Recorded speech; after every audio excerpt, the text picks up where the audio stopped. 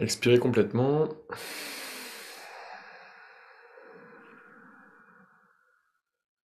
Inspirez. Expirez.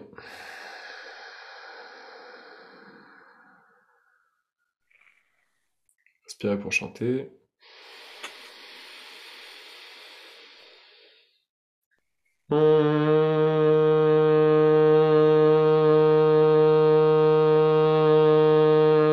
Namo Gurudeva Namo.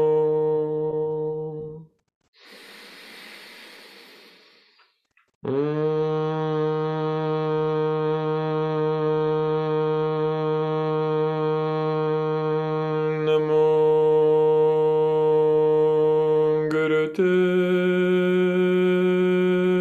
Namo.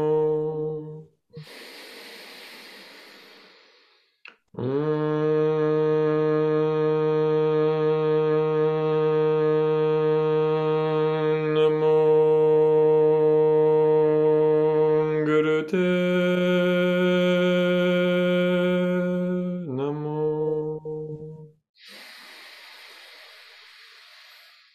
Atkare name, Jugatkare name, Satkare name, Sri Gurudeva name. Atkare name, Jugatkare name, Satkare name, Sri Gurudeva name. Atkare name, Jugatkare name, Satkare name, Sri Gurudeva name. Inspirez.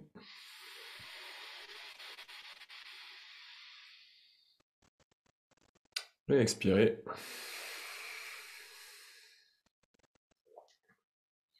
Relâchez les mains, restez immobile.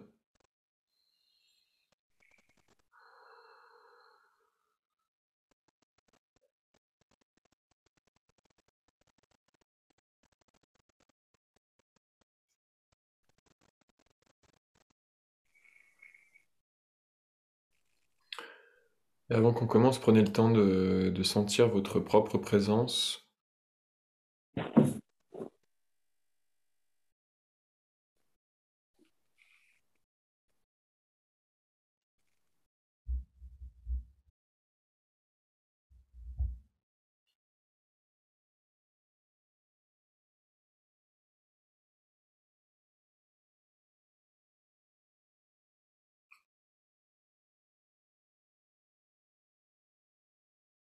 C'est-à-dire seulement d'observer comment vous vous ressentez maintenant.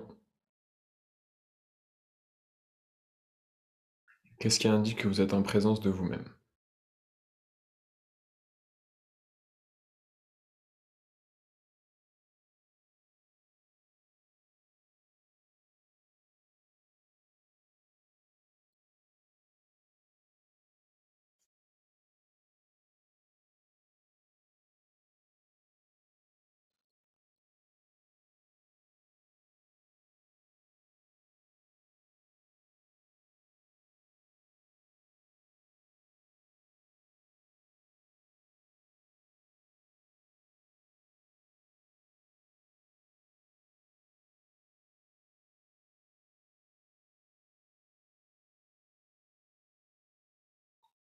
Vous voyez s'il y a des parties où vous n'avez pas accès, s'il y a des zones de vous-même qui restent dans l'ombre, c'est-à-dire qui sont insensibles.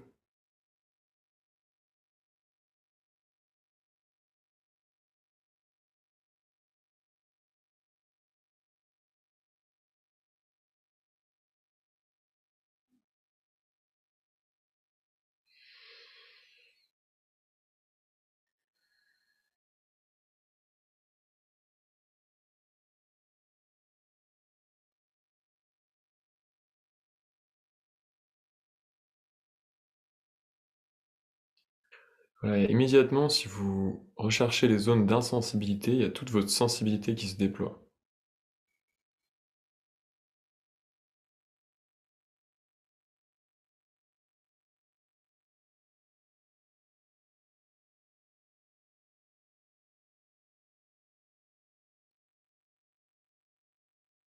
Voilà, très très bien.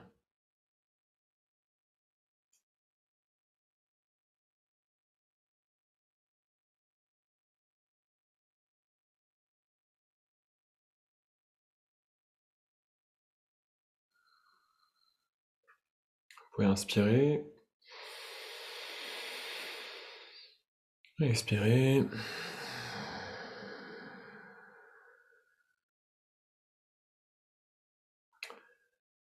Relâcher.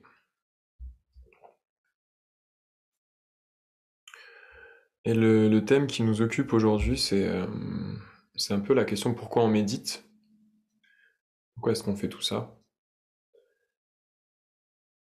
Et une des raisons qui paraît basique mais qui mérite d'être explorée, c'est pour passer du temps avec nous-mêmes.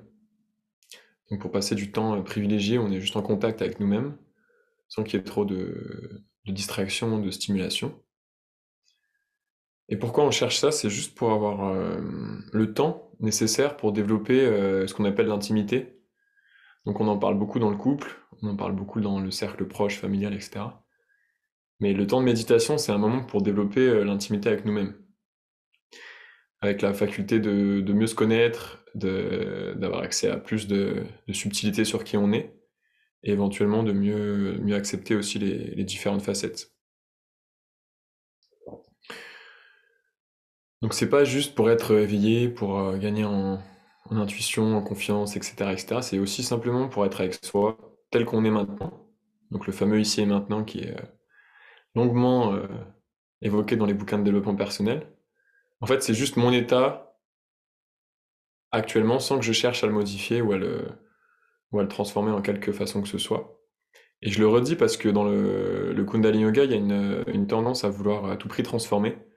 Donc on fait des méditations pour accéder à, pour devenir machin, pour monter en fréquence. Et on a encore vu ça dans des stages. Il y a des gens qui sont pour élever leur fréquence vibratoire. C'est pas du tout le travail qu'on fait, pas du tout. C'est pas du tout un objectif en soi.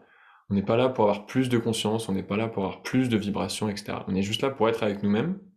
Et au contact du groupe, on a une chance d'être plus proche de nous-mêmes parce que le groupe nous renvoie aussi à des parties de nous qu'on n'avait pas vues tout seul. Donc la raison de faire des pratiques de groupe, c'est pas juste pour vibrer super haut et pour être en extase, etc. C'est juste pour qu'on soit plus en contact avec nous-mêmes. Donc si je suis absorbé par ce qui se passe dans le groupe, je suis totalement à côté de l'exercice.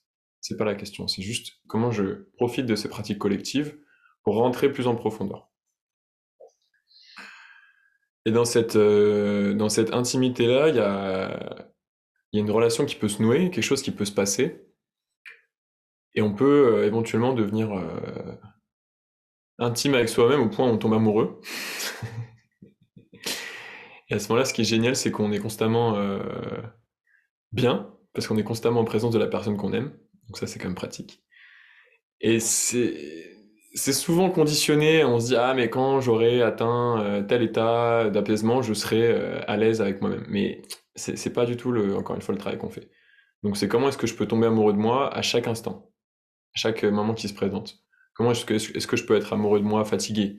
Comment est-ce que je peux être amoureux de moi irrité, énervé, réactif, jaloux, en colère, etc., etc. Parce que si à chaque fois qu'il y a un état qui ne me plaît pas, je tombe en désamour, on va dire, bah, je vais tout le temps être en lutte avec moi-même. Et du coup, je vais aller chercher des pratiques spirituelles pour régler les parties de moi que je n'aime pas.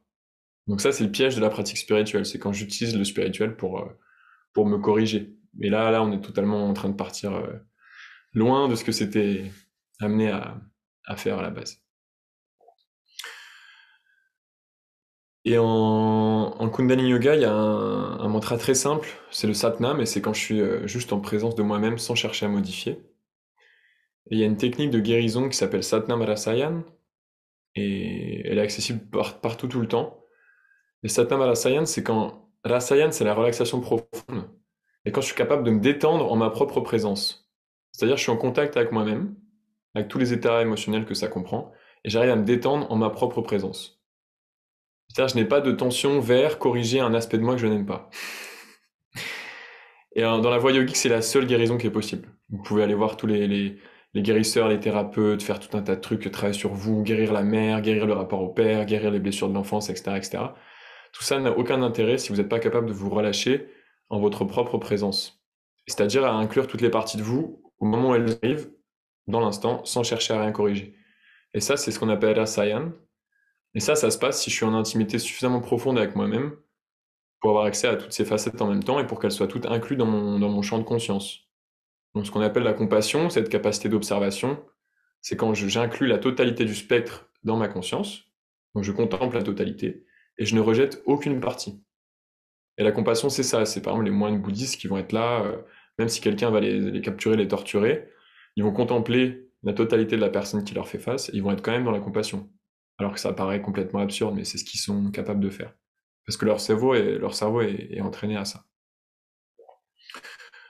Donc l'idée aujourd'hui, c'est de rentrer plus en intimité avec nous-mêmes et éventuellement de pouvoir se relâcher plus en profondeur, mais sans chercher à rien corriger, sans chercher à rien modifier. Et pour ça, on va commencer par un pranayam qui va augmenter notre capacité en fait à sentir notre propre impact dans l'espace. Parce que souvent, ce qui se passe, c'est que en tant qu'être humain, être vibratoire, on va émettre une énergie, mais on est moins bien placé pour sentir quelle est notre propre énergie. Donc on va avoir besoin de quelqu'un d'autre qui nous dit ah oui toi t'es plutôt comme ça, ou bien ah, quand je suis en ta présence je ressens plutôt ça.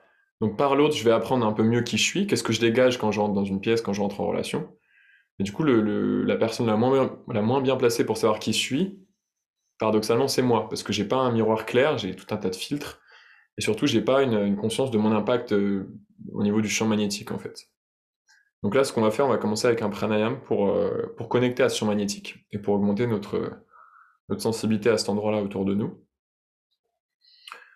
Et ensuite, on ira juste rentrer en contact de plus en plus profond avec ce qui nous constitue, sans la prétention, en fait, même de guérir quoi que ce soit. Ok? Je vous montre l'exercice, ça va paraître familier peut-être à certains d'entre vous. On va respirer en 5. Les deux paumes se font face, et on va les amener puissamment l'une vers l'autre, comme si on voulait frapper dans les mains, mais sauf qu'on frappe pas. Donc juste avant de frapper, pouf, c'est comme si elle repartait dans l'autre sens avec une force égale, et comme s'il y avait une force égale d'attraction et de répulsion. Et avec ça, on va inspirer en 5 par le nez, et expirer en 5 par la bouche. Donc vous pouvez commencer. Donc c'est une respiration qui est puissante, et un mouvement qui est puissant. Et vous touchez jamais les mains, mais vous gardez un mouvement qui est dynamique. Donc on va augmenter la quantité de prana qui circule dans votre champ magnétique, pour avoir mieux conscience de notre impact sur l'extérieur.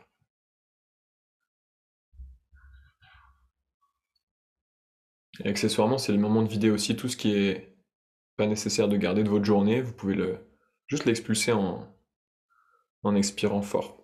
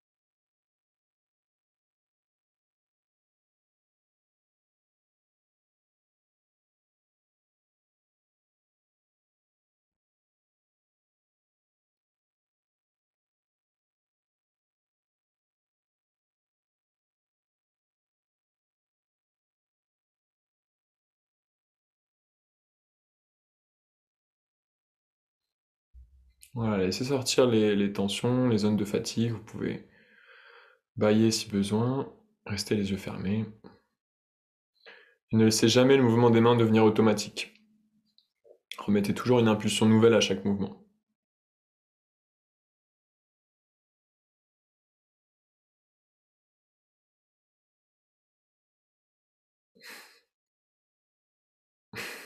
Voilà, excellent.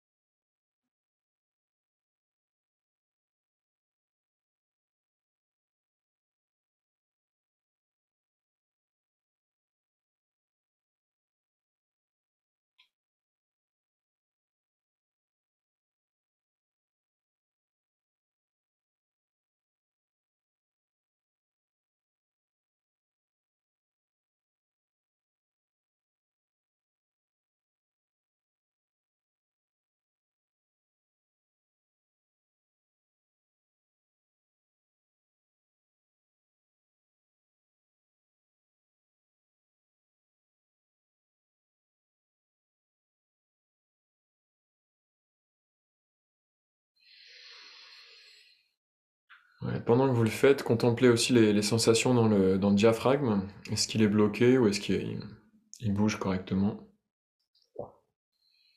et librement?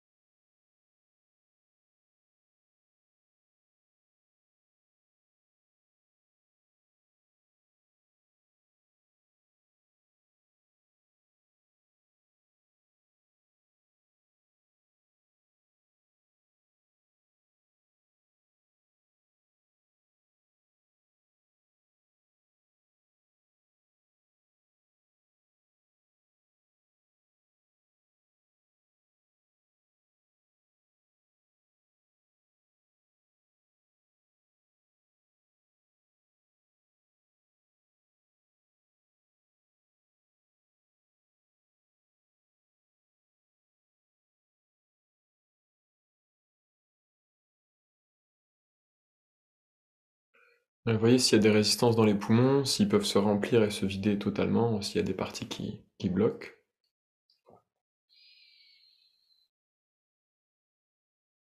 Et les mains doivent arriver devant le centre du cœur.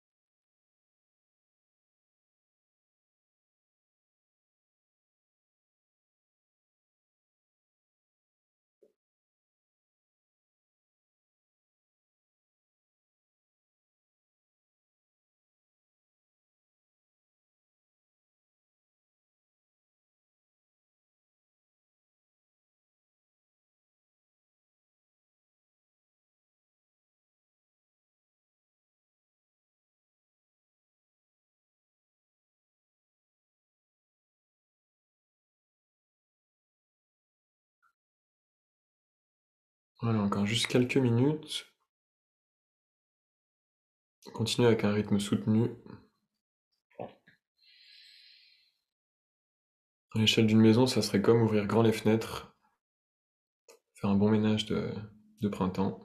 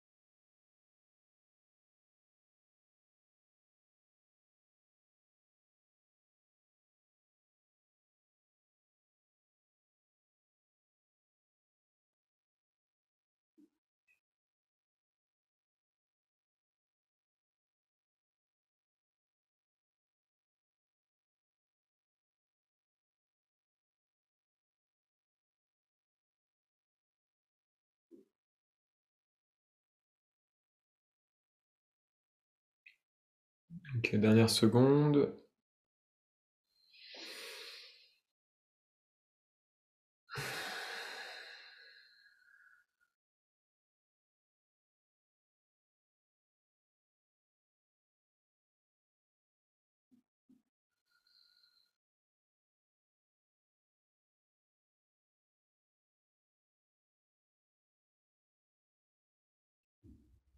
Vous pouvez inspirer.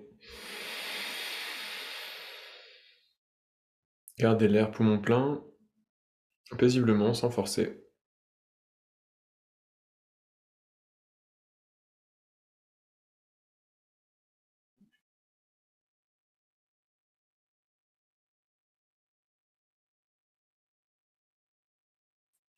Et expirez par la bouche, relâchez.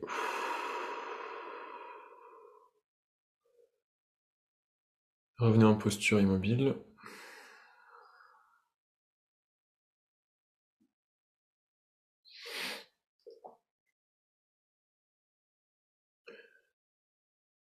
Et contemplez votre espace après cet exercice, notamment les sensations dans le cerveau.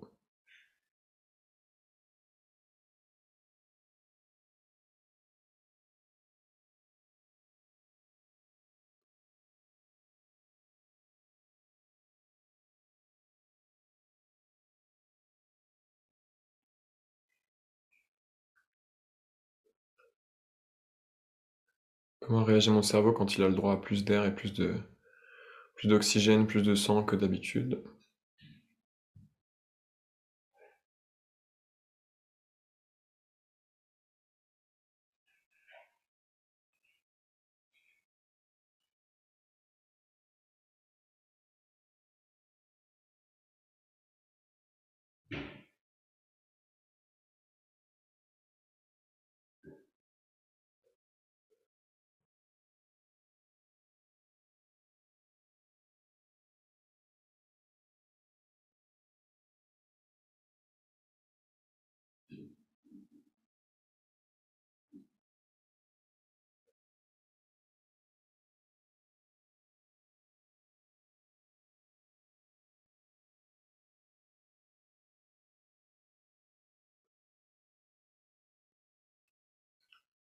Vous pouvez observer les sensations au niveau des reins, C'est aussi un exercice qui relâche la fatigue dans les surrénales, qui est accumulée à cet endroit-là.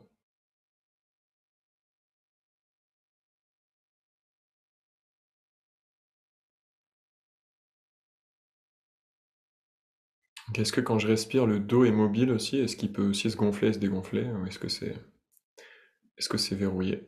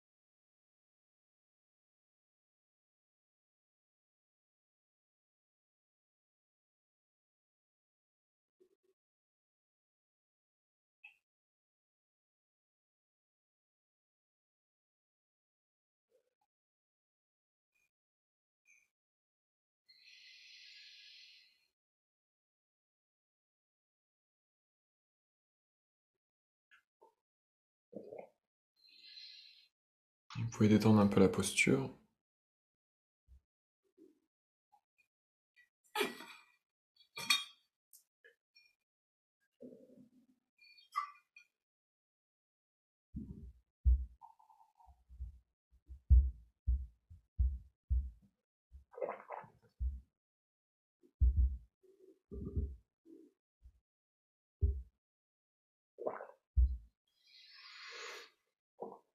Et quand vous êtes prête, revenez en posture assise, confortable.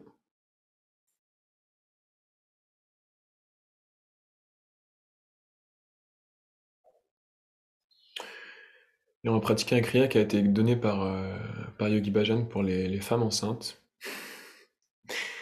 Il a été donné pour bénir en fait l'enfant qui était dans le ventre.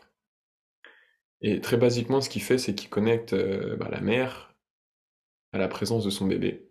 Donc c'était pour les femmes qui étaient peut-être trop occupées, trop actives pour prendre juste le temps de connecter à la présence de bébé. Et du coup, il leur disait, bah, asseyez-vous et tout simplement posez la main gauche sur le nombril. C'est un exercice qui est extrêmement simple. Et vu que tout le monde n'est pas enceinte, on peut aussi en profiter pour juste rentrer en présence de soi-même, mais très simplement. C'est-à-dire que il y a main droite, Gyan Mudra, posée sur le genou, et main gauche, juste posée sur le point du nombril. Donc il n'y a aucun effort, aucune tension résiduelle dans aucun muscle. Il y a juste cette main qui rentre en contact avec le nombril. Donc à un niveau très très basique, c'est juste aussi rentrer en contact avec là d'où on vient, avec la source d'où on vient. Connecter tout notre rapport avec notre propre mère.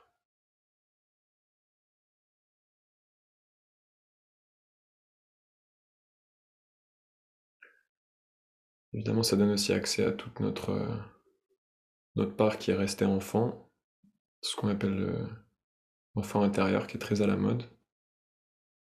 Simplement, c'était moi avant qu'il y ait tout un tas de filtres qui se mettent par-dessus. C'est l'enfant intérieur, c'est juste moi avant que je commence à construire ma réalité selon des interprétations de ce qui m'entoure. Donc avant l'interprétation, il y avait juste l'enfant qui était émerveillé de tout ce qu'il pouvait découvrir. Donc si vous n'êtes pas enceinte, vous pouvez juste connecter à cet enfant-là qui est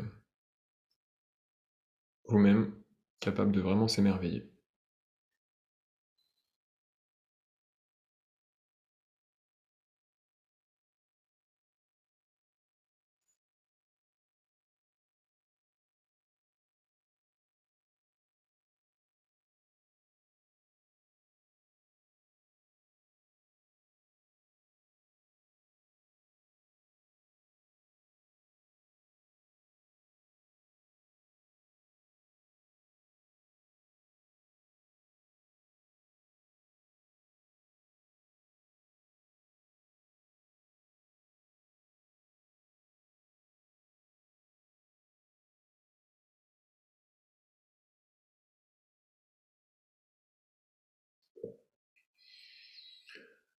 Une fois que vous avez senti ce que vous fait la posture, on va rajouter un mantra. Donc mentalement, on va inspirer Satnam et expirer Waheguru. Donc vous juste vous le répétez dans votre tête. À chaque inspire, Satnam. À chaque expire, Waheguru.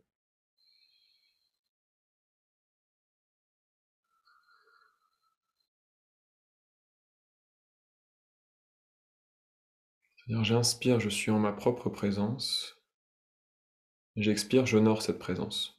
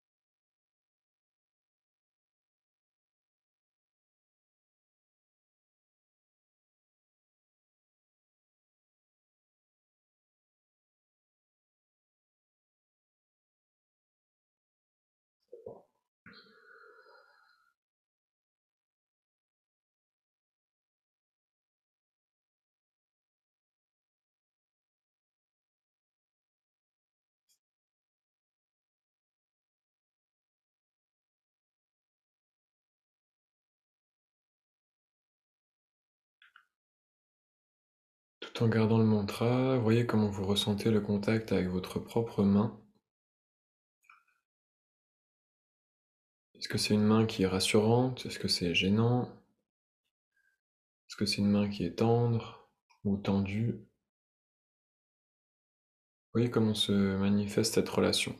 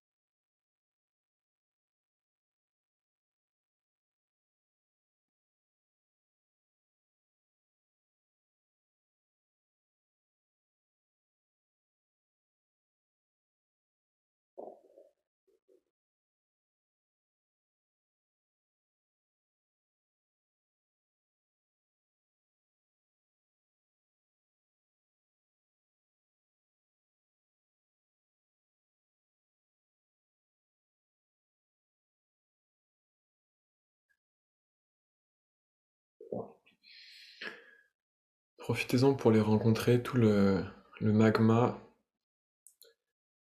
qui est dans cette zone du corps, dans les entrailles, et tous les désirs, les espoirs, les frustrations, les colères qui sont stockées à cet endroit-là. Le magma du subconscient qu'on préférait des fois laisser sous le couvercle, mais qui est bien là, qui bouillonne.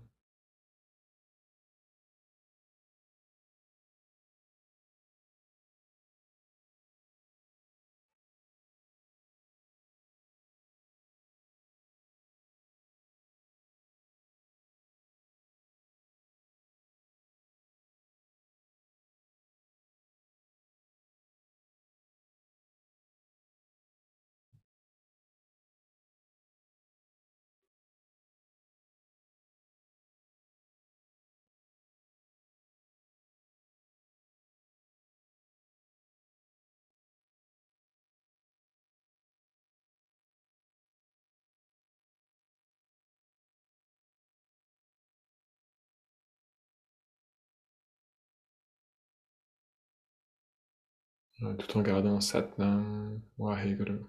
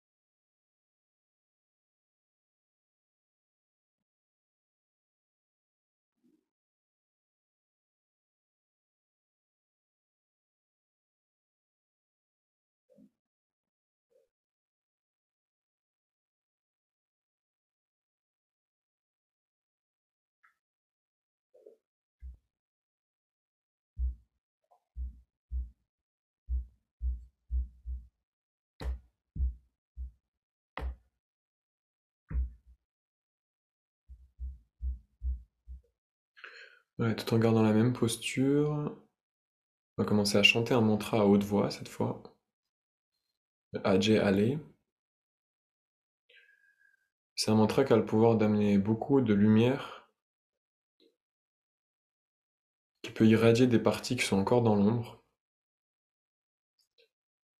que ce soit des parties de nous qu'on n'a pas envie de montrer à l'extérieur, que ce soit un nourrisson qui est encore dans le ventre, qui n'a pas vu la lumière encore du soleil, qui peut être irradié par cette bénédiction du mantra, d'autant plus si vous le prononcez à haute voix. Donc gardez la connexion au nombril et commencez à vibrer, et si vous ne connaissez pas, à copier les sons que vous entendez.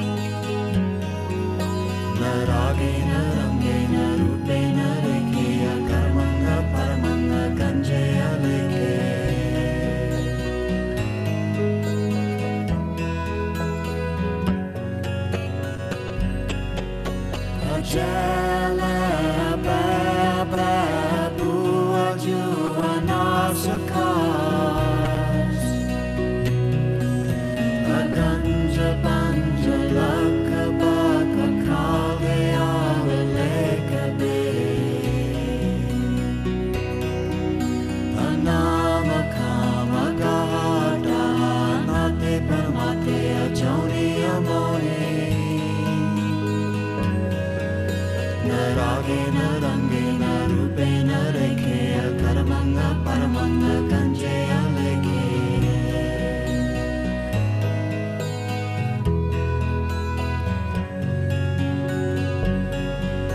Ajala Baba Bua Jua Nasakas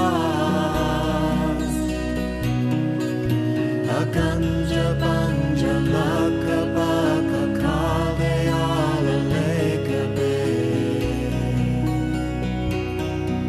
Anama Kama Gata Anate Paramate Ajoni Amoni Naragena Rangena Rupena Rekea Karamanga Paramanga Kanjaya Leke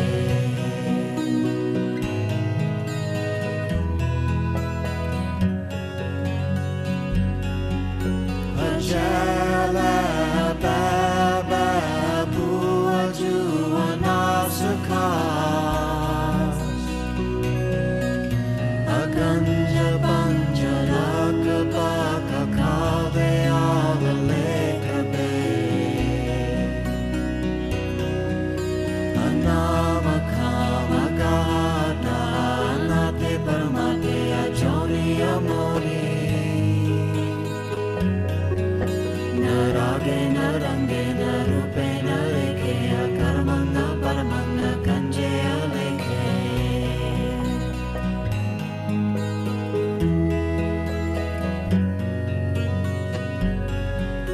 Ajala Baba Bua Jua Nasakas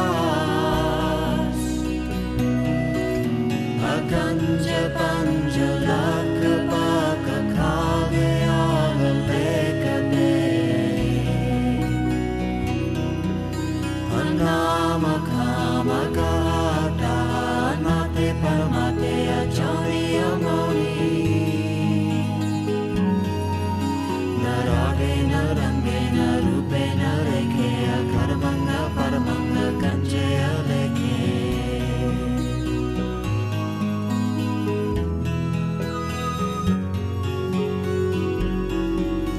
Ajala Baba Bua Jua Nasakas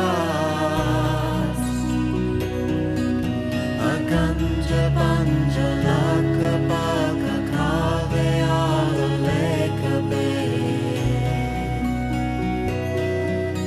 Anama Kama Gata Anate Paramate Ajoni Amoni Naragena Rangena Rupena Rekea Karamanga Paramanga Kanjaya Leke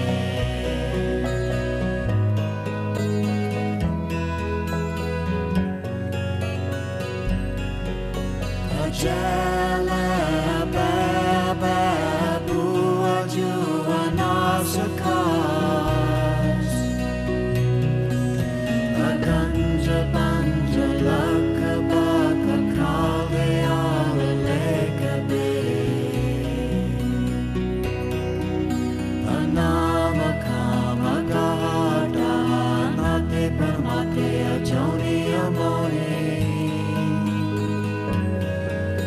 Naragena Rangena Rupena Rekea Karamanga Paramanga Kanjaya Leke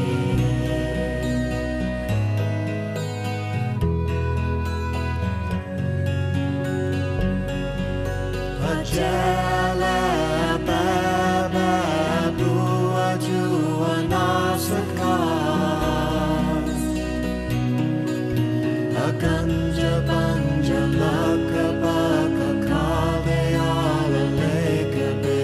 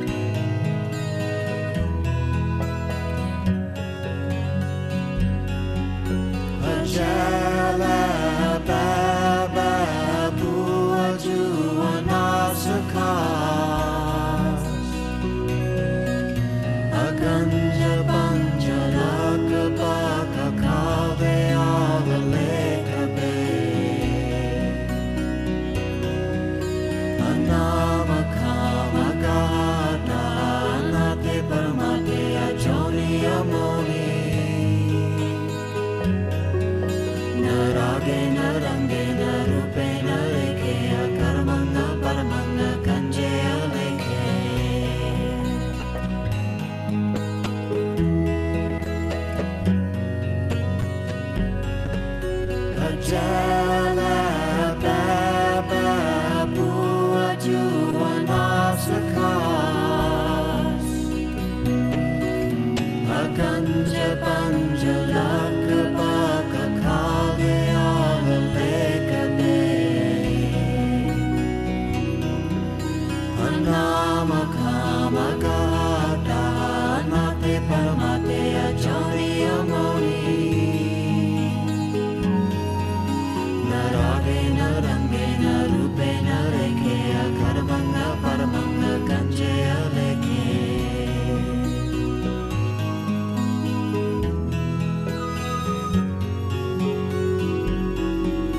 Ajala Baba Buaju Anasakas Aganja Banjala Kabaka Kale Ala Lekabe Anama Kama Gata Anate Paramate Ajoni Amoni Naragena Rangena Rupena Rekea Karamanga Paramanga Kanjaya Leke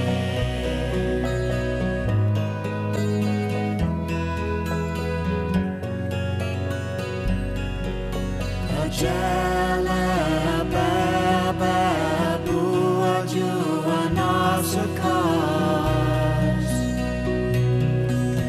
Aganja Banjala Kabaka Kale Ala Lekabe Anama Kama Gata Anate Paramate Ajoni Amoni Naragena Rangena Rupena Rekea Karamanga Paramanga Kanjaya Leke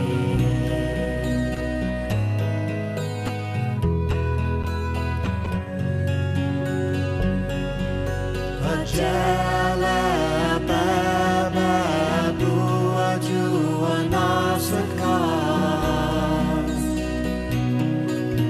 Aganja Banjala Kabaka Kale Ala Lekabe Anama Kama Gata Anate Paramate Ajoni Amoni Naragena Rangena Rupena Rekea Karamanga Paramanga Kanjaya Leke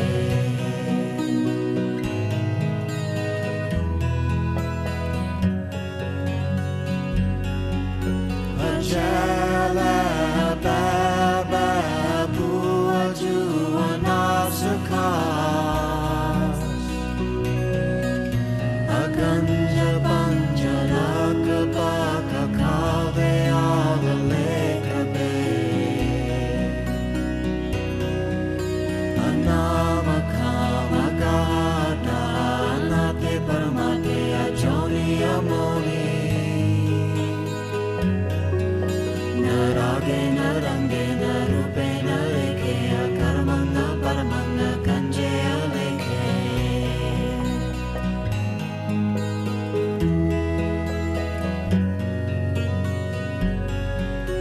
Ajala Baba Buaju Anasakas Aganja Banjala Kabaka Kale Ala Lekabe Anama Kama Gata Anate Paramate Ajoni Amoni Naragena Rangena Rupena Rekea Karamanga Paramanga Kanjaya Leke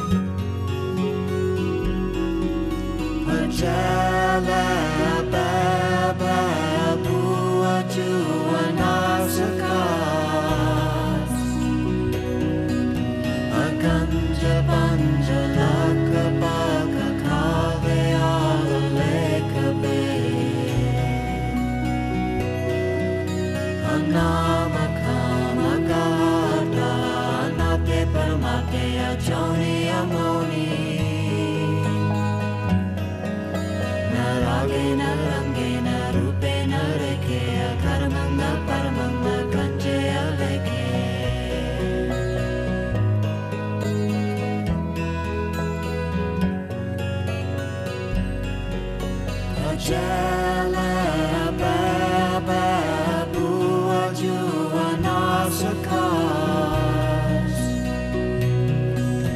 aganja panja lakabaka kalyala lekabe anama kama gata nate paramate ajoni amone naragena rangena rupena rekheya karamanga paramanga kanjeya lekhe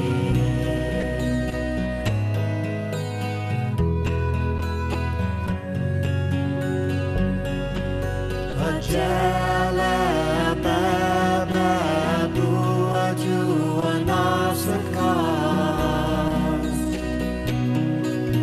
aganja panja lakabaka kalyala lekabe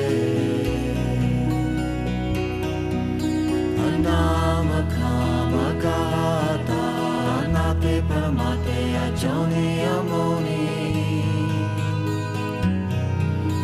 naragena rangena rupena rekheya karamanga paramanga kanjeya lekhe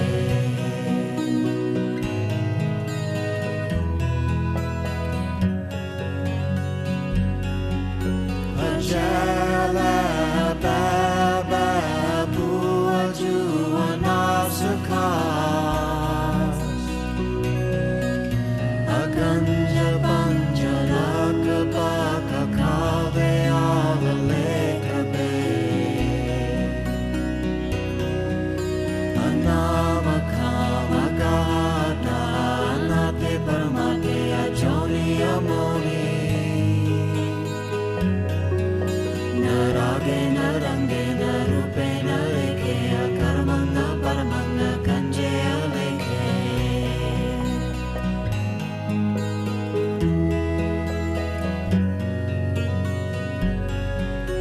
ajala baba bua jua nasakas aganja panja lakabaka kalyala lekabe anama kama gata nate paramate ajoni amoni naragena rangena rupena rekheya karamanga paramanga kanjeya lekhe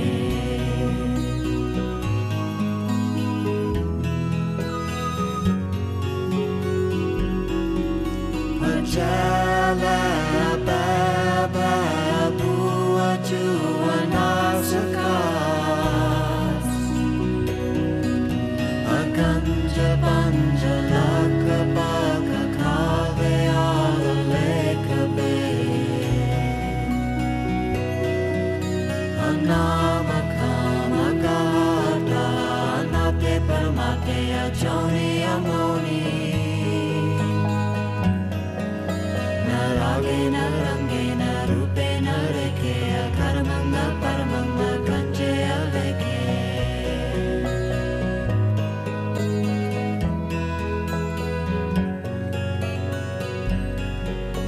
ajala baba bua jua nasakas aganja panja lakabaka kalyala lekabe anama kama gata nate paramate ajoni amoni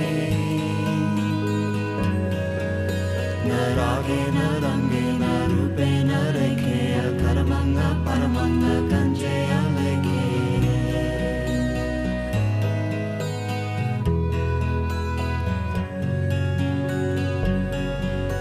ajala baba bua jua nasakas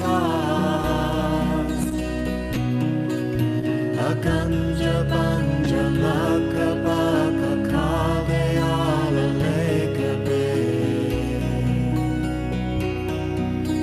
anama kama gata nate paramate ajoni amoni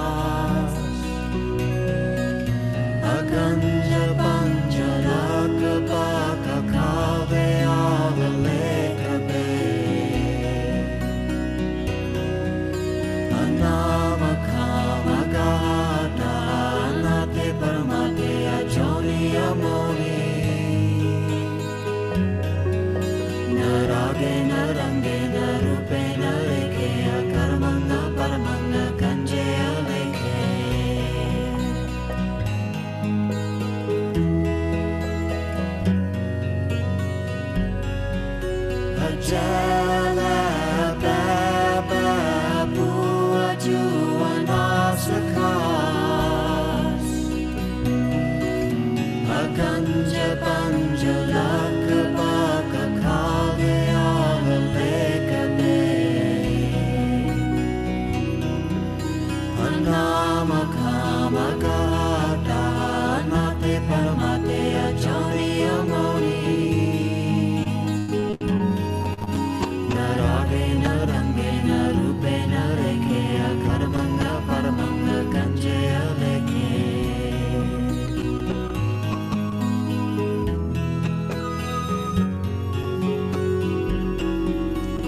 Jala Baba Bua Juanasakas Aganja Banja Laka Baka Kalyala Leka Be Anama Kama Gata Anate Paramate Ajani Amoni Naragena Rangena Rupena Reke Akaramanga Paramanga Kanjaya Leke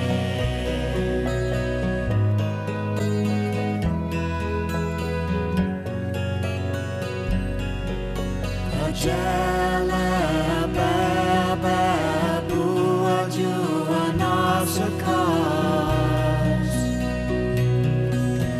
Aganja Banja Laka Baka Kalyala Leka Be Anama Kama Gata Anate Paramate Ajoni Amoni Narage Narange Narupe Nareke Akaramanga Paramanga Kanjaya Leke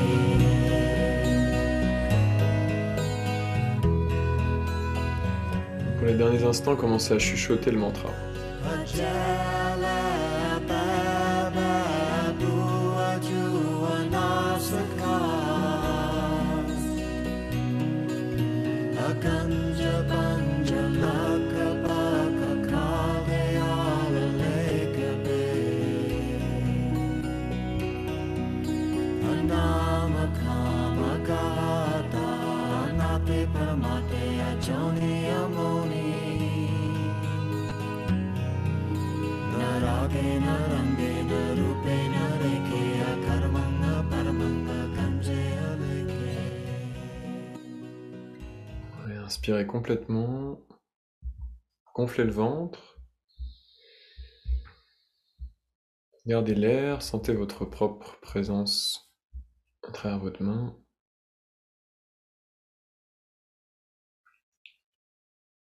Gardez la posture, expirez par la bouche.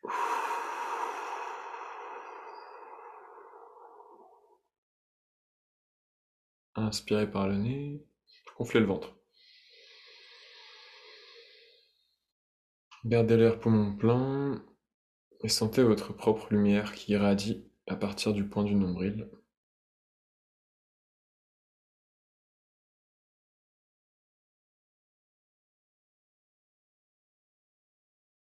Expirez par la bouche. Faites-le une dernière fois, inspirez. Et sentez-vous baigner vraiment dans un océan de lumière qui vous entoure complètement. Gardez l'air.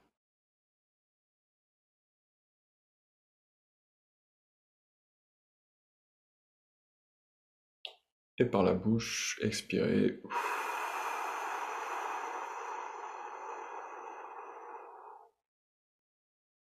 Vous pouvez relâcher les mains, la posture.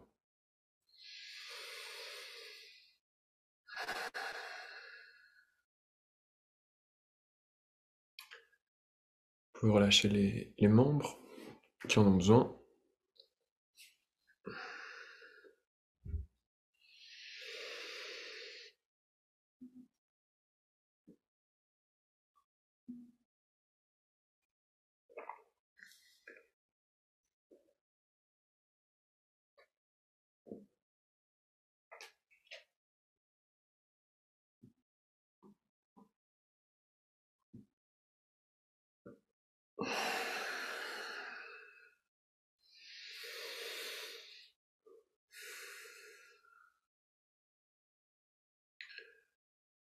pouvez reprendre une posture droite, on va pouvoir clôturer.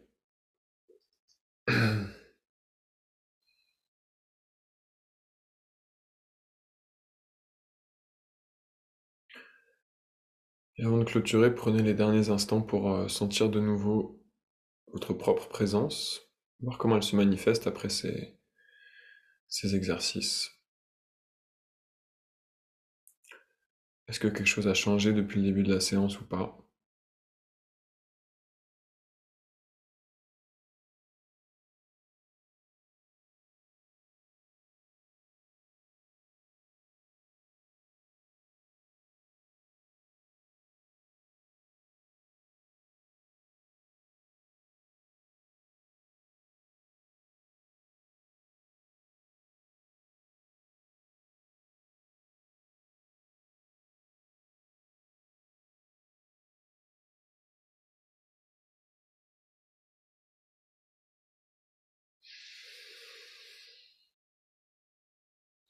Ok, très très bien.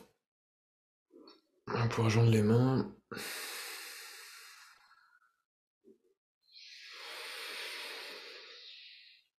Expirez par la bouche. Complètement. Et inspirez pour chanter. Sat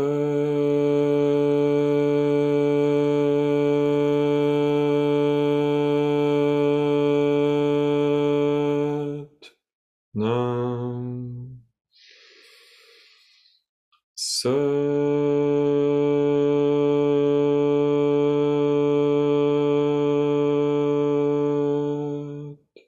Nam. Sat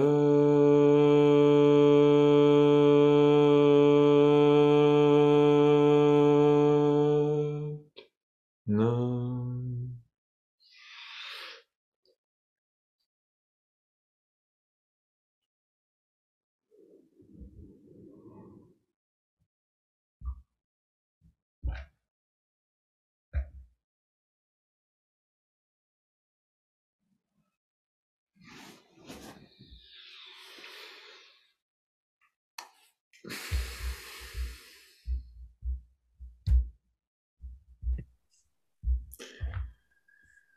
Right.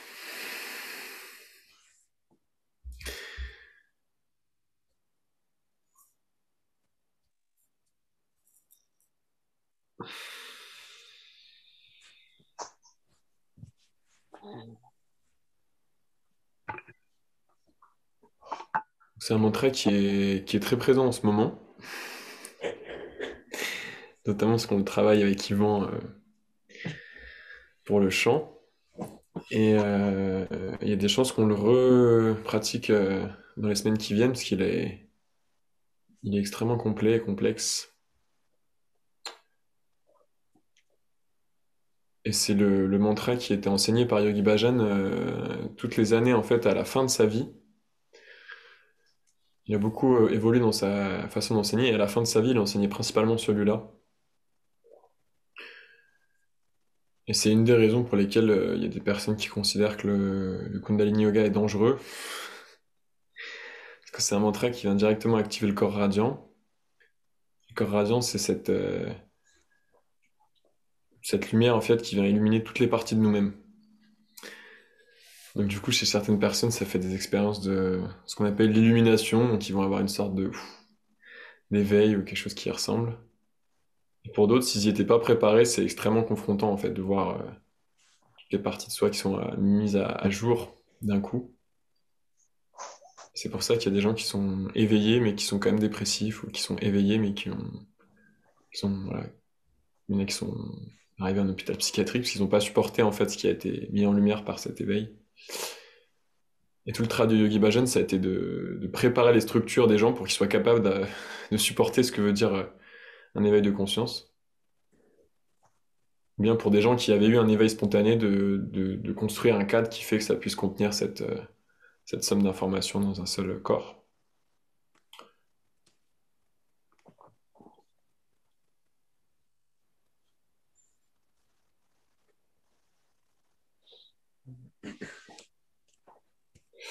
Et quand il parlait de l'enseignement, quand il formait des enseignants, il disait c'est comme si vous étiez en plein soleil tout le temps, mais que vous aviez des lunettes de soleil teintées qui fait que vous voyez une luminosité très très faible par rapport à ce qui existe.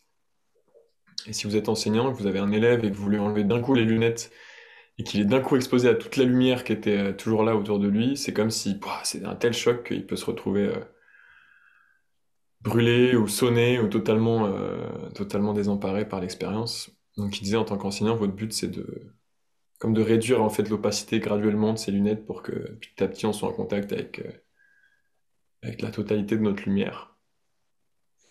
Mais ça demande voilà, parfois un peu de préparation progressive. Donc il a commencé par enseigner tout un tas de mantras sur le nombril, renforcer la structure, la colonne, et à la fin de sa vie, il enseignait à Djale pour illuminer tout ce qui avait été ouvert, quoi. Donc c'est un mantra qui est assez fabuleux. Et qui a donné le nom à l'école de formation qui nous a formés. Donc, ils ont été touchés par ce mantra, ils ont appelé leur école Adjale Awakening. Donc Awakening, c'est l'éveil hein, en français. Mm. Donc c'est vraiment cette énergie-là qui l'amène, quoi.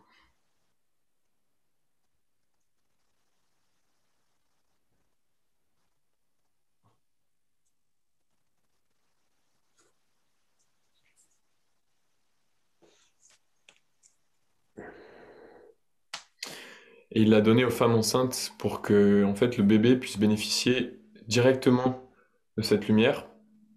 Parce que quand il est dans le ventre, il a toutes ces perceptions qui sont filtrées par la mère, naturellement. Parce qu'il y a le placenta, la poche des os, les nourritures, les impressions, les ressentis de la mère vont impacter l'enfant, mais qu'il n'a pas accès lui directement en fait à son environnement. Donc tout passe par le filtre de sa mère. Avec certaines méditations, certains mantras, comme le Adi Shakti aussi, le Ajale, il y a une pénétration de la lumière qui rentre directement en fait, qui vient directement irriguer le placenta notamment, donc le bébé qui a eu la chance d'avoir une maman qui médite sur ces mantras-là pendant qu'il était dans le ventre, économise un bon paquet d'années de quêtes et de recherches